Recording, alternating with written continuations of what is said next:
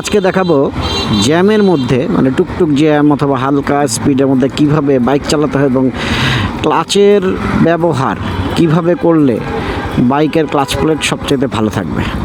তো আপনারা দেখতেই পাচ্ছেন আমি একটু টুকটাক জ্যামের মধ্যে আছি, হালকা হালকা গাড়ি চলতেছে 7, 8, 10-এ। তো আপনি দেখেন আমার গাড়ি ফার্স্ট গিয়ারে আছে এবং আমি ক্লাচে হাত দিচ্ছি না, গাড়ি তার নিজের আপন শক্তিতে চলে যাচ্ছে।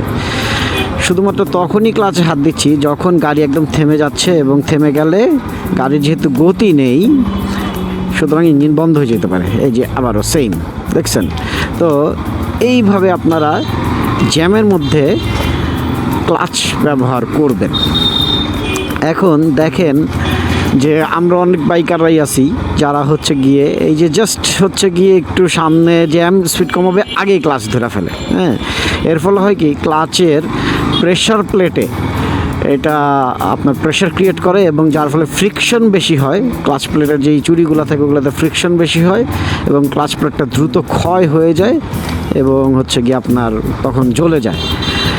আর আমি যেটা করি সেটা হচ্ছে আমি সবসময় ইঞ্জিন ব্রেকটা বেশি ইউজ করি। এই যে দেখেন এখন আমি স্পিড কমাবো তো আমি ইঞ্জিন ব্রেক দিয়ে কমাচ্ছি।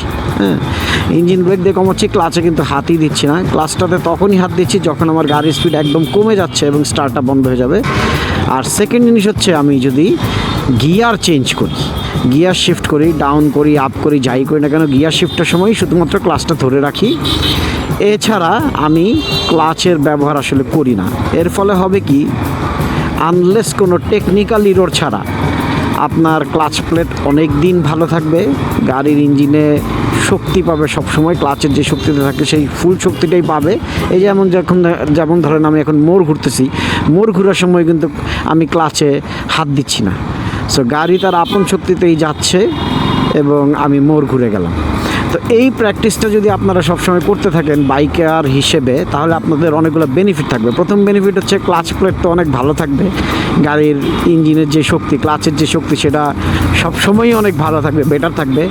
সেকেন্ড জিনিস হচ্ছে কি আপনার থ্রোটল রেসপন্স, এই থ্রোটল কন্ট্রোল, এই যে ডান দিকের হাতে এই যে দিতেছি, হ্যাঁ, এই থ্রোটল কন্ট্রোলটা আপনার একদম মানে পুরো কন্ট্রোলে থাকবে। সো আপনি বুঝতে পারবেন যে আপনার ডান হাতে থ্রোটল কন্ট্রোলটা কত ভালো। সো আমরা অনেক বাইকারই আছি যাদের মধ্যে থ্রোটল কন্ট্রোলটা খুবই কম, তো তারা পরে কি ক্লাচ ব্যবহার করে আপনার থ্রোটল কন্ট্রোল করে, তো এর ফলে ক্লাচ প্লেটটা বেশি দিন আসলে সার্ভিস দিতে পারে না এবং তখন আমরা ম্যানুফ্যাকচারের দোষ দিই অথবা আমরা টেকনিশিয়ানের দোষ দিই। যদি ক্লাচ প্লেট পাল্টাই আবার ক্লাচ প্লেট বেশি দিন না টিকে তখন এই দোষটা দিই। ঠিক আছে, তাহলে দেখালাম যে কিভাবে ক্লাচ প্লেট ব্যবহার করলে আপনার মোটরসাইকেল অনেক দিন ভালো থাকবে।